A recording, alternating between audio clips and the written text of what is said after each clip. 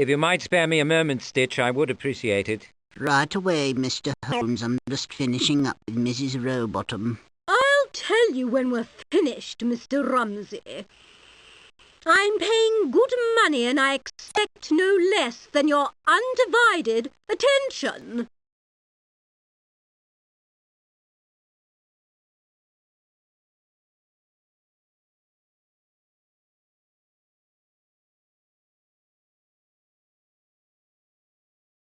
I beg your pardon, madam. Might I have a brief word with Mr. Rumsey?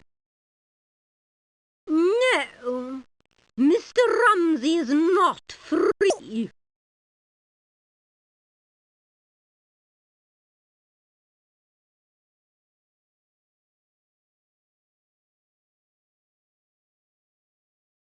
What is that racket, Watson? The treadles of sewing machines, I imagine. I mean the voices. Can you not appreciate the dulcet tones of the Orient, Holmes? My pedestrian mind cannot appreciate what it cannot understand.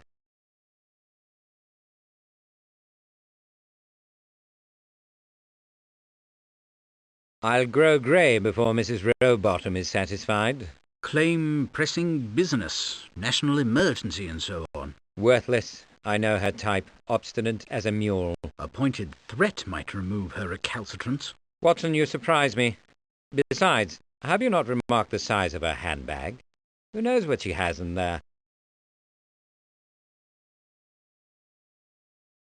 I've decided on a strategy to shift La Rowbottom. A subterfuge, then. But not too subtle, I hope. It would be lost on her. She appears to be a woman whose sense of propriety may be vulnerable to judicious tweaking. Follow my lead. Try not to be too offensive. She's Rumsey's customer, after all.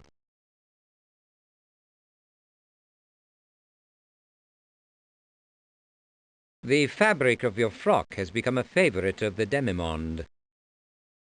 You've seen it elsewhere? Indeed. Watson, did we not recently see this particular material at the Chelsea Burlesque?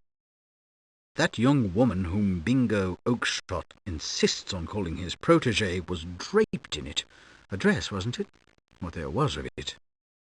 You disremember her dress, but she had it on so briefly. No, it was the drawing-room curtains which she wore as a shawl. Or was it a towel from the loo? Good day to you, madam.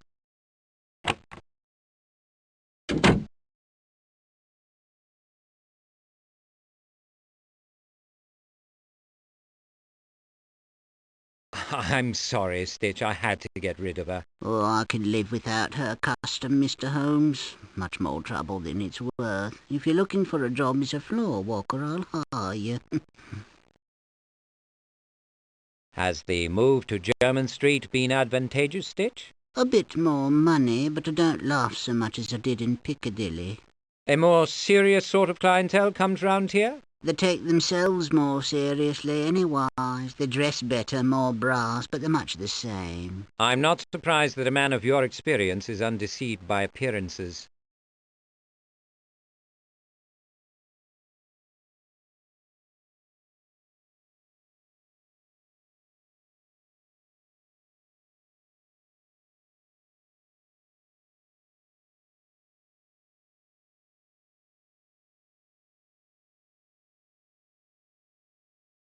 What can your practised eye tell me about this button, Stitch?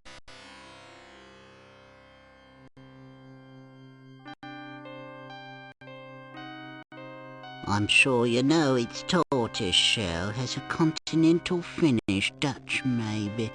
The thread is nothing special, sewn to a coat, I'd say. Not off the peg, custom made, but not too dear.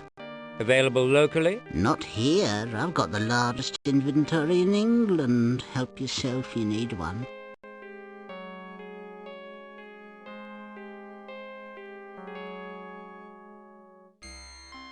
Have you chosen a fabric for one of Rumsey's incomparable suits? In my dreams, Holmes. The practice won't support one at the moment. Perhaps when we're famous.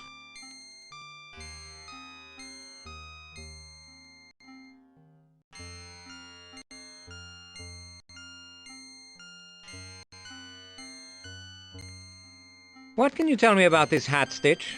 Anything of interest?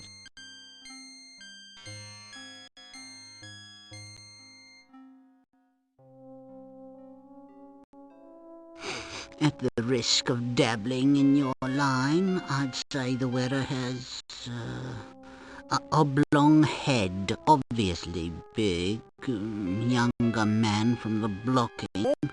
The style and quality bespeak concern, but not obsession with appearance. Colour probably doesn't signify.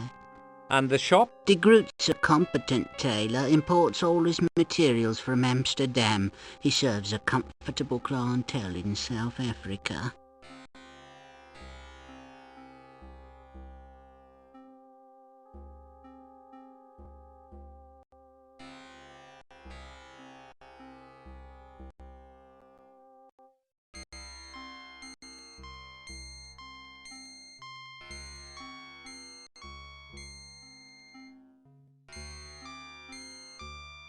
This needle seems to have outlived its usefulness.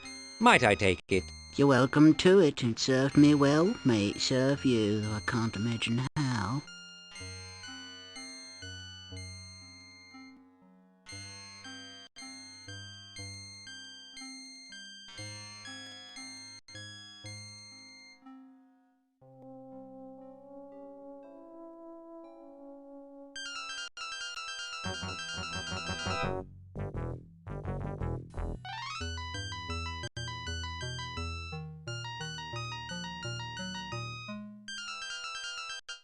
All aboard! Train to Eastham, Cambridge, Newmarket and Norwich.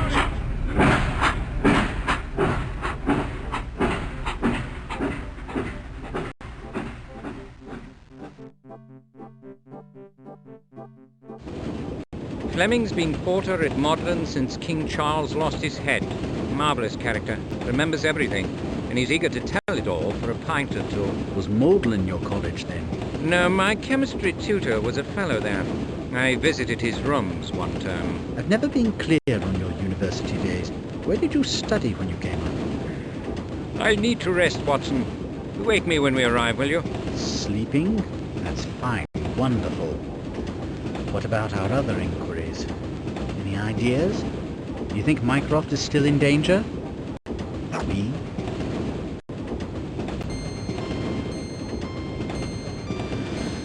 Well, I suppose nothing much can happen on a train.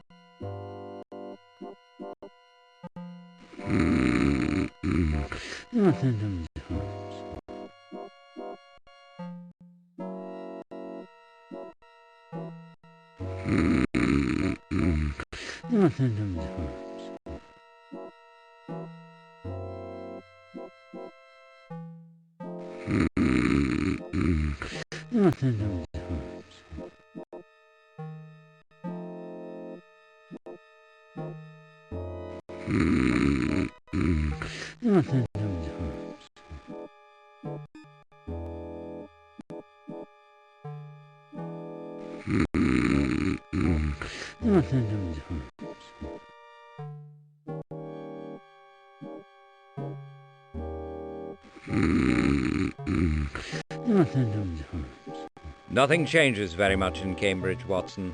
I'm sure the pace of change is slow, but the aura of immutability is perpetrated by porters and dons. They are eternal.